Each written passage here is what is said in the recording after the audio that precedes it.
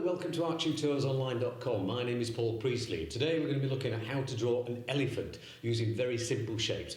Anyone can do this. So let's make a start. Yes, come on then. I'm going to start by drawing out a nice large oval shape for the body. Two smaller oval shapes for the tops of the legs. You'll see how that works in a minute. You can see them here. And then a larger oval shape on the right for the head. Now, I'm just going to make sure we got the legs the right length. I made two little marks, as you can see. And we're going to simply start drawing the legs. Now, the front legs coming down here. I'm drawing them fairly lightly, as you can see.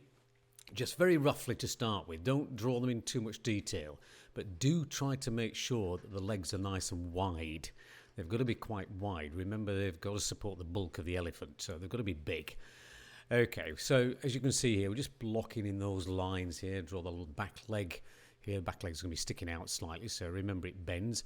By the way, you don't know whether you know, but the back legs of an elephant bend the same way as the front legs, which is quite surprising. Now, the back of the elephant here, you can see it's quite large, but you also notice that the tail actually sticks above the body.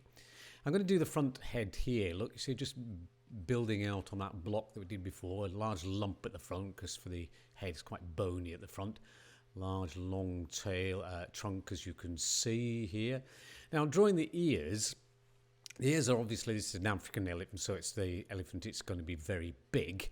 That's a bit too big, so I'm going to just go over that. This is why you draw things lightly, so you can make adjustments, as you can see. So we can just rub that a little bit out, get rid of that. That looks better.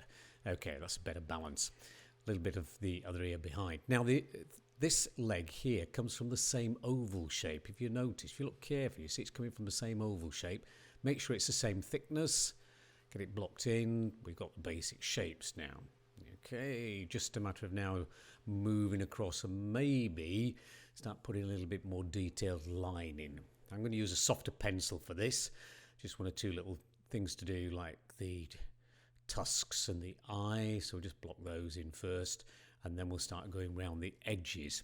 Now, when we go around the edge, I'm going to press on a little bit harder, but I'm also going to wrinkle the line a little bit because we've got to give some character to the edge and outline. So you can see here what I'm doing with the tail. Just bringing a few little lines here and there. Just makes the elephant's skin look that little bit more wrinkled, a little bit more like the elephant would be. It's not nice and smooth, so we don't want a nice smooth outline.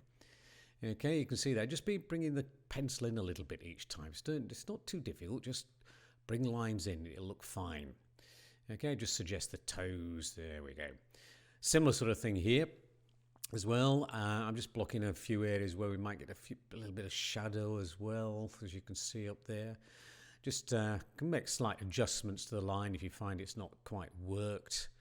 But there we go. Okay, so we're going down the legs now. Just this nice outline. You can see how the elephant now is beginning to look a little bit more real because we're beginning to suggest the solidity of this thing with just a few of those little wrinkles.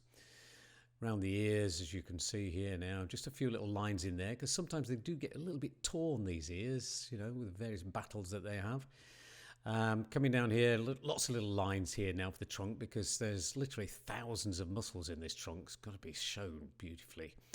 The eye, little rectangle shape, a triangle shape, should I say. You can see there. We'll draw the eye in later on. Just suggest the tusks finish off the trunk. So we're beginning to get our elephant to look like something that looks a little bit more real. Now, I'm just going to use a lighter pencil now just to suggest a few of the little wrinkles which we might make use of later on.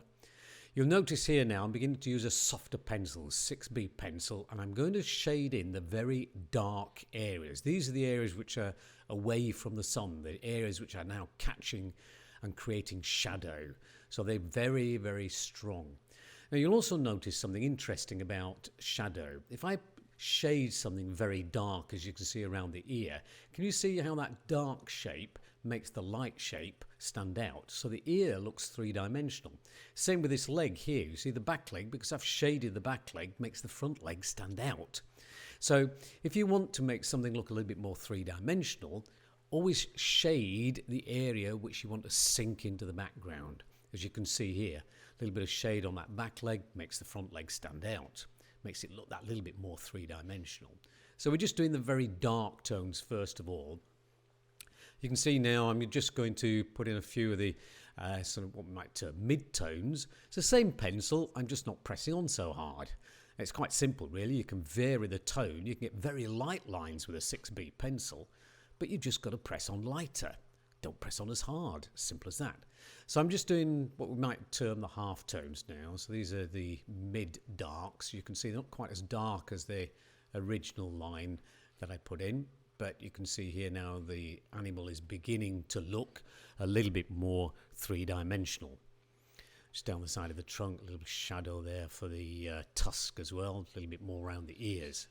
Now, just to finish off the main thing, I'm going to use a piece of graphite simply because it's so much quicker.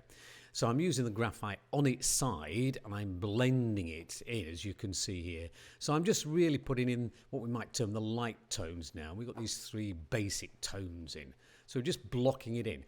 And we can perhaps vary the pressure a little bit as we do this so we can get slightly variation in tone, which makes things look that little bit more interesting. The more variation you've got, the better your drawing will look. You can see here, just finishing off these little bits here. There we go. Okay, just down there.